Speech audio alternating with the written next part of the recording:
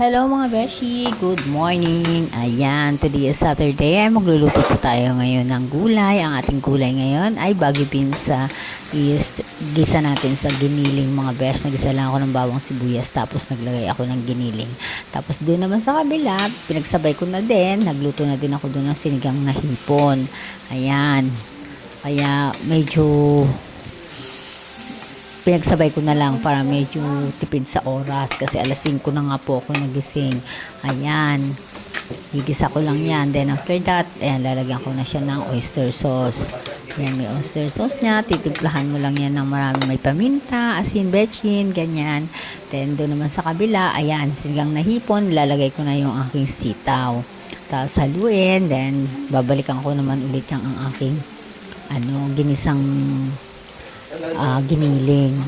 Yan, lagyan ko pa ng konting sabaw kasi yung mga bata gusto yung may sabaw, yung mga apo ko. Ayan naman yung aking giniling. Ayan, babalikan ko na siya. Ganyan lang, pagka nanay ka talaga kailangan marunong ka mag multitask kasi syempre tipid sa oras. Ayan na, nilagay na po natin ang ating bagyo beans. Halo-halo lang, tapos lalagyan natin ng konting salsa, konting sabaw. Tapos titimplahan po yan natin ng paminta, asin, bechin. Depende po sa alat na gusto ninyo kasi ako hindi po ako maalat magtimpla. Matabang po ako. Kaya depende po sa inyo kung maalat kayo.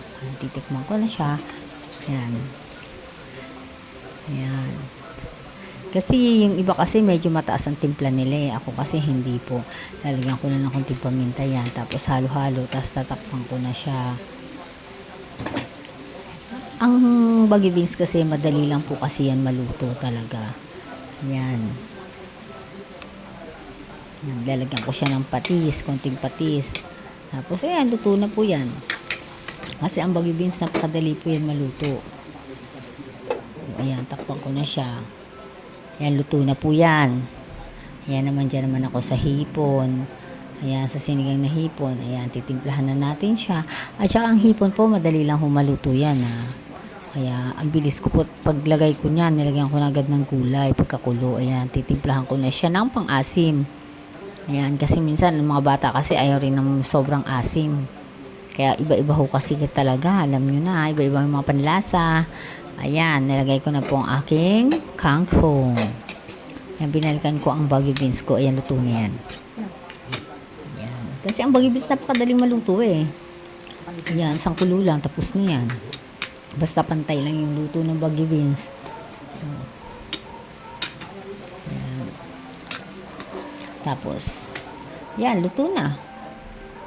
Diba, takpan na natin. Tapos, ayan naman, pinatay ko na din yung aking hipon. Luto na din yan. Pag na-overcook naman, pagka tinakpan mo yan, yung hipon, yung kangkong kasi madali lang din yan maluto.